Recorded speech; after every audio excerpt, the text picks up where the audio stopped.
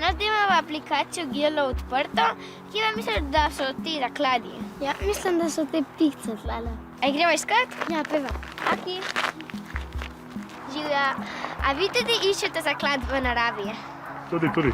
Kakšna aplikacija je to? Ta aplikacija je v bistvu aplikacija za mobilne naprave, s katero se možno igrati igro geocaching, oziroma kot mi rečemo temu geolov.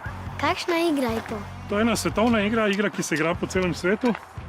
Njeno bistvo pa je, da s pomočjo satelitske navigacije poiščemo eno škatlico, ki je skrita tule nekje v naravi. A ta škatlica, ki jo iščemo, je zaklad? Ja, rečemo ji zaklad, v resnici je pa ena škatlica, v kateri je vpisni listek, kamor se vpišeš, da si to našel in potem skriješ tja, kjer je bilo najdeno. Kje pa vi vidite tukaj zaklad? Jaz tukaj ne spoznam na te zadeve. Tele zelene škatlice, ki so tule narisane, vsaka je en zaklad in mi smo pa na tele modri pikci. In šli bomo poiskati tega tukaj, ki je oddaljen točno 118 metrov. Meni se zdi, da je to v tisto smer. Ja, prav res. Tja gremo. Evo. Še malo, evo, 1 meter mi kaže. Nekje tukaj. O, ja, tukaj noter, našla sem. Najem prvi zaklad. Bravo, čestitam, našla sem svoj prvi zaklad. Petko.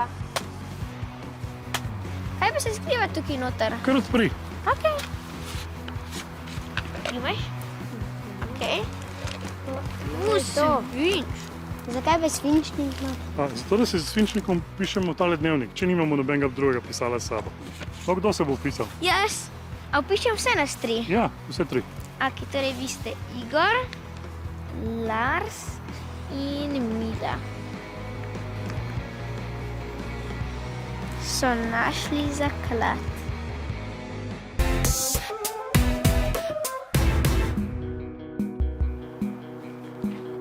Kako pa tisti, ki je to skril, ve, da smo našli ta zaklad? Tule v aplikaciji zabeležiš, da si zaklad našel in potem se to zapiše v spletni dnevnik in lastnik zaklada ve, da je bil zaklad najden in kdo ga je našel. Pa tukaj noter je še nekaj.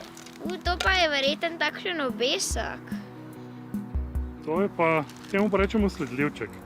To je v bistvu en predmet, ena ploščica, ki potuje od zaklada do zaklada po celem svetu. In zdaj lahko vzamemo in odnesemo v en drug zaklad in jo odložimo tam. Pa še nekaj je. Včasih so v zakladu tudi kakšni drobni predmeti zamenjava. In če nekaj najdeš, kar ti je všeč, lahko zamenjaš za nekaj, kar imaš s sabo. No, jaz sem pa tudi nekaj s sabo zdajle. Pa boš zamenjala za tole radirko? Ja, bi, ja. Evo, bom dala tole sponko noter, pa bom zamenjala za upico. A mi zdaj to moramo vrniti? Ja, po najdbi vse pospravimo tako, kot smo našli in vrnemo na tisto mesto, kjer je bilo skrito. Kaj je to sledljivček? Sledljivček je ena taka ploščica, ki ima na sebi vtisnjeno kodo, s katero jo lahko na spletni strani geocaching sledimo in gledamo, kako potuje po svetu od zaklada do zaklada. Sledljivčke pač kupiš v geolovski trgovini. Tega se recimo sem našel zadnjič, ki je pripotoval iz Pariza v Ljubljano. Bonjour. A bomo mi tudi kakšen zaklad pripravili? Ja, s sabo sem prinesel eno škatlico, ki jo lahko uporabimo za to, da postavimo nov zaklad. To je taka plastična škatlica, vodotesna, zato da če dežuje, ne pride voda noter. V njo bomo dali vpisno knjižico, svinčnik, šilček, če ga kdo zlomi. Noter bomo dali še eno tako obvestilo za tistega, ki bi našel ta zaklad, pa ne bi vedel, kaj je. Si lahko gor prebere, kaj je ta igra in zakaj je ta škatlica tukaj. Mi smo zdaj ta sledljivček našli, pa ga bomo zdaj dali naprej, da ga nekdo drug najde. Ja, dali ga bomo zaklad in ga bo našel nekdo drug in ga odnesel nekam drugam.